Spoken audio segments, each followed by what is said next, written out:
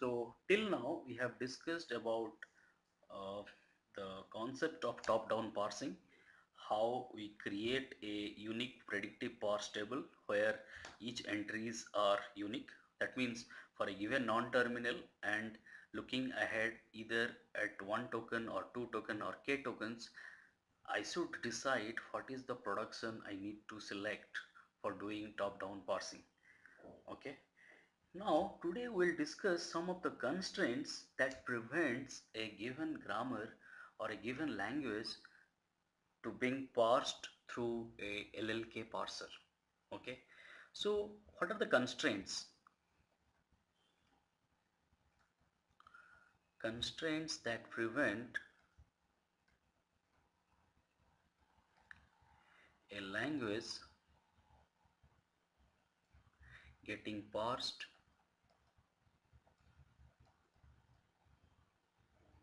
through LLK parser. So, what are the constraints? So, one constraint is what we call as left recursion. What does this mean? So let us try to do a simple uh, recursive descent parsing or top-down parsing on a production. Like expression is, suppose I have a production in the grammar, expression plus terminal. Now in order to apply recursive descent parsing or top-down parsing, what we do, we create parse functions for each of the non-terminal. So for expression, which is a non-terminal, the function will look like parse expression. Okay, and what it will contain? It will contain again parse expression. It will consume the token plus, and it will parse the terminal. Okay, so these three things encloses are enclosed in a parse expression function. But you can see here, this is clearly a recursion, because inside from parse expression I am recursively calling again the parse expression, and hence the parser will enter into an infinite loop, or if we do not avoid this recursion. Okay, so I can say that, just a second, let me write it down. A grammar with left recursion cannot be parsed by LLK parser. Understood? Because the function itself has recursiveness. Okay. So the next question is, how will I remove this? Now, in order to remove the left recursion, just a second.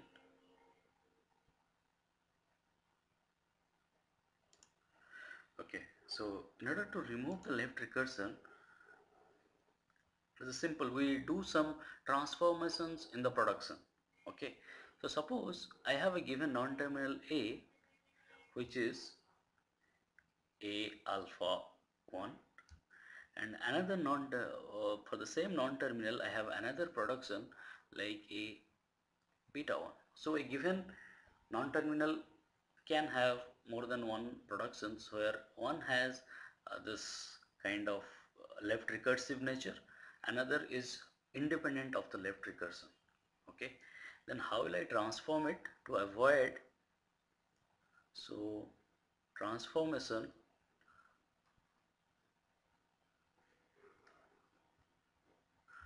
to avoid left recursion is something like this. So I write A as beta 1 A dash. Okay, and I write A dash as epsilon, that means it can be an empty, it can generate an empty string, or alpha 1 a dash. Understood? In this way, I am avoiding the left recursion. So if I want to write parse A, then what I need to write? I need to write parse beta 1 and parse A tick. And for parse A tick, I have to write it can be empty, or it can be parse alpha 1 or parse A tick. So it is clearly uh, uh, avoiding the left recursiveness. Okay. For example, let us take the same example. Expression is expression plus terminal. Okay, and I can have expression as a simple terminal also. Okay, then what I will write, can write expression as terminal into expression 1.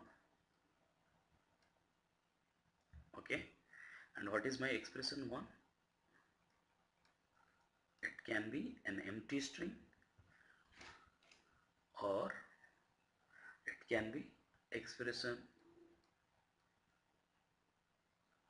with plus expression with expression 1. Understood? It is plus terminal with expression 1, because this is my alpha 1 part. Okay, and this is my beta 1. So you have to write like this, plus terminal into expression 1. Okay. Now there is another kind of left recursion which is called as indirect left recursion.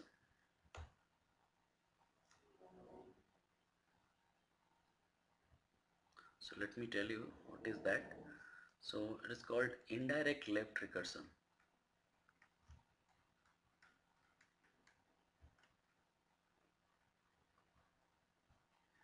So in indirect left recursion, what we do is suppose I have two productions, A as beta alpha plus C, and B has,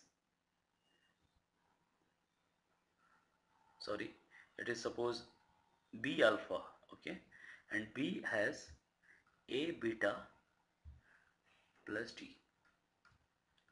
Okay, so what will be the parse function for A? So parse A will start with what? It will start with parse B. Understood? It will continue. And what is my parse B? Parse B will start with parse A, and for the things. So clearly there is a loop here. So from parse B I am calling parse A, from parse A again I am calling parse B. And that is what recursive indirect left recursion means. Okay, and I will give you as a quiz how to modify the above grammar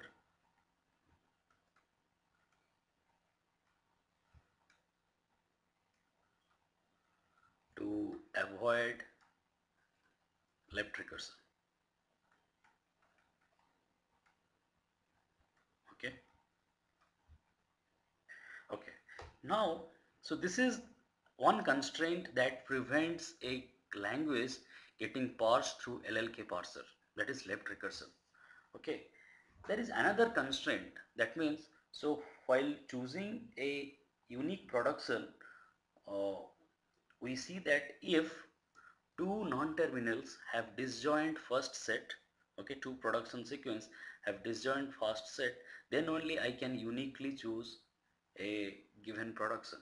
Okay, but it may not have in the grammar. Suppose in the grammar I have A as X, and another production I have A as X, Y and Z. So both these productions have disjoint first set. So for this production the first set is for the X is X, and for the second production the first set will be, okay, X again. Okay, now how will I remove that? So basically it is nothing which we call as factoring. Okay, the trivial factorization which we use in mathematics, it is called left factoring. Okay, what does left factoring mean? Suppose in mathematics I have 3x plus 3y, then I just factor out 3 and I do write x plus y. Understood? Similarly here what I do a transformation like this: a as x b, okay, and I write b as yz, or it can be empty. Okay, in this way the now the two productions have disjoint first set, so I don't have any means conflict. Okay, how to choose a unique production. So these two things, left factoring and removing the left recursion, we use to perform top-down parsing. So let us now summarize, okay, the top-down parser. How will I parse a given language using top-down parser? Okay, so the first thing is, so steps for doing top-down parsing.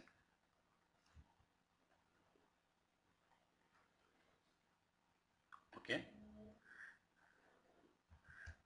so the first step is what I have told you. I have to take care of operator precedence and associativity rules. So eliminate ambiguity, okay, by doing some transformations in the production.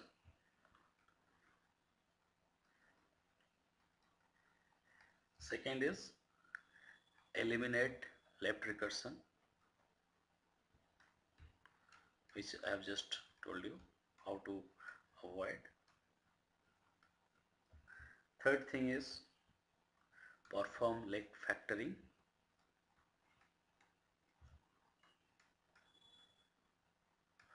Left factoring whenever required.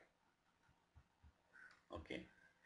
Fourth step is then for every sequence calculate, for every non-terminal, or calculate first nullable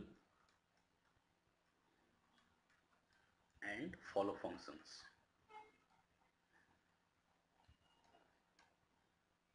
Okay. And 5, create a unique predictive parse table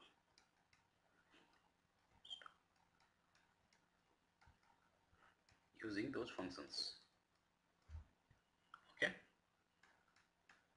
Once you have created those things, then it is very easy. So in a given so then you write functions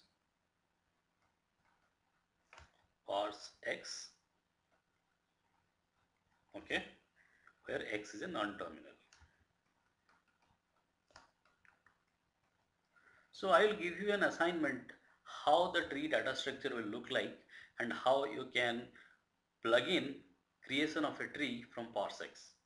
Okay, so we'll discuss if it is required. Okay, so this 6 steps completes the entire design of a top-down parser. Okay.